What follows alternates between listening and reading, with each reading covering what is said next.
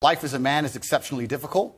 I say the most beautiful and the most terrifying thing about being a man is you're born without value. Society doesn't care about you. You're only going to be cared about based on how useful you are. You have the chance to build yourself up and become a superhero if you're prepared to do the hard work and be indefatigable enough to never quit.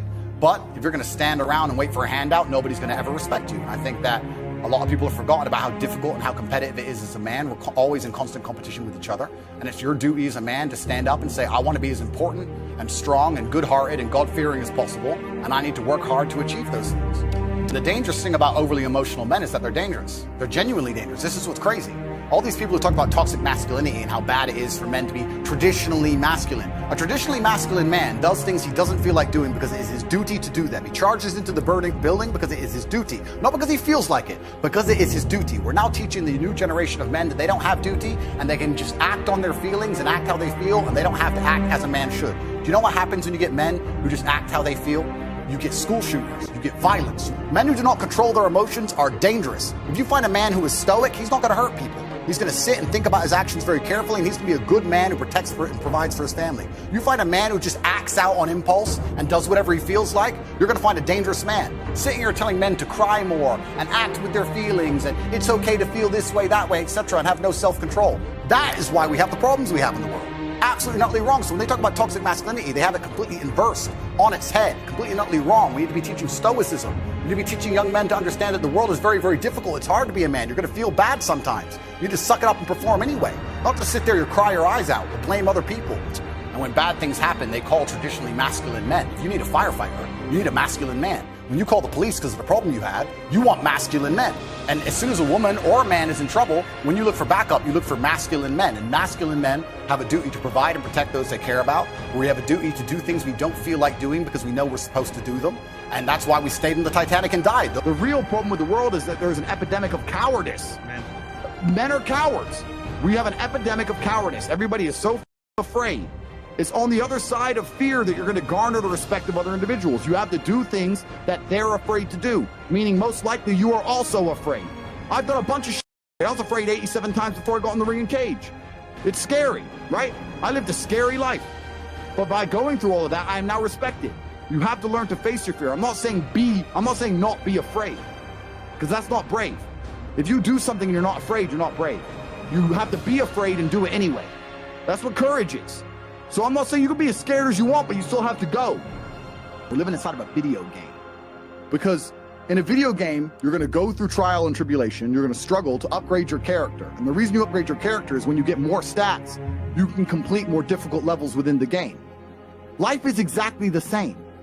The levels never end, but as you become better, you stand a better chance of completing them. So as you upgrade your character, you get further and further in the game, but the game never ends. That's the beauty of being a man. All these men are out here complaining that things are difficult. The reason it has value is because it's difficult. If it was easy, everyone would have it and it wouldn't have any value. Complain that it's hard to get a Lambo. The reason having a Lambo is cool is because nobody has a Lambo. How are you going to complain that it's hard to be the man, but then also understand that being the man has value? They are linked. You cannot separate the two. It's a logic fail. If you love the fact, if you love the idea of being that character you dream of yourself to be, then you should love the fact it's hard to become that man, because it means no one else can do it. There's no light without dark. You will not appreciate your six-pack unless you didn't have one and you had to earn it. That's how the world works. So when I talk to these dudes like, oh, but it's, you know what, Tate, yeah, I agree, but you know, it's hard, it's hard. Of course it is, it's supposed to be. And if you're not cut out for it, then off and live a normal existence and die. Sit there, letting other men enjoy the spoils of being a man and die. If that's what you want to do, just sit there and exist and then fade into history unremembered. That's your decision. If you want to level up your character, then you need to get out here and do it. You need to be around brave men. You need to get some balls. You need to get your network together. You need to do the truth. Humble yourself. Stop sitting there with an ego. Realize you ain't shit. You're nothing but lucky. Bacteria could have stole your eyesight at the age of 3, and it didn't. You could have been in a car crash and lost both your parents. Never happened. You've been nothing but lucky. Blind luck has given you a favorable hand, and you've managed to f*** it up. And they are trying to convince you that you should act how you feel. You should show more of your feelings. If you feel this way, you should show it. If you want to cry, cry. Look, I have no problem with guys crying. Sometimes guys cry, right? My dad died, I cried. I've cried once in 10 years, but it's not a default emotion for me. Sometimes you cry, right? But what I'm saying is the reason they're trying to bring out emotionality in you is because most of the time you don't feel like doing the things you're supposed to do. But the true masculine frame throughout history was doing the things they didn't want to do, but they knew they had to do because they had honor and duty. That's what honor and duty means. Do you think the men on the Titanic wanted to stay on the Titanic? No, we're men. We have to stay. We're scared, but we must. It's our duty to let the women and children on the lifeboats. Yeah. This is masculine duty. When you remove self-control from men, you get, not only do you get emasculated weak men, but what you also get is very dangerous men. Because the world at large is trying to tell you, just be more in touch with your feelings and everything's going to be fine. Men also have an innate desire, one, for conquest, and two, we have a biological response. We are very predispositioned to anger. You look at all these school shooters and shit. These are men who can't control their emotions. That's all they are. Facts. They have no self-control. And then they go and do dangerous shit. A good man controls himself. I have absolute self-control. If I decide to smash your face in, it was a very conscious decision. Nothing to do with the fact I was angry. You understand? Emotional control is absolutely and utterly important as a man. Now, I'm not saying become a stoic dork, have no personality, be a boring. I'm not saying that. I'm saying that you need to understand as a man, there are certain principles under which you act, regardless of how you feel. Bam. I can wake up in a terrible mood. I can wake up sad. I can ache. I can have a busy day, stressed, etc. I will complete the same tasks as if I woke up in a fantastic mood.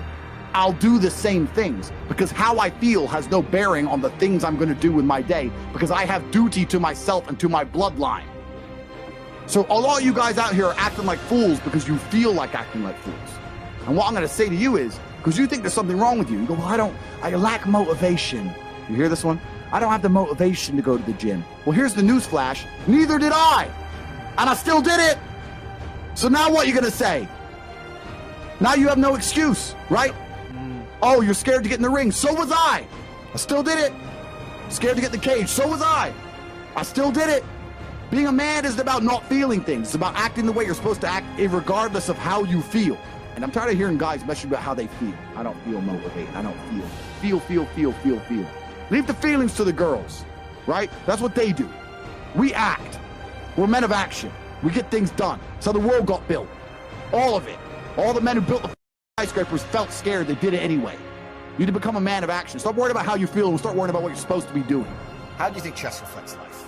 If you lose, somewhere you made a mistake. There's no luck. Absolutely right. In chess, even if it's the smallest mistake, somewhere it was your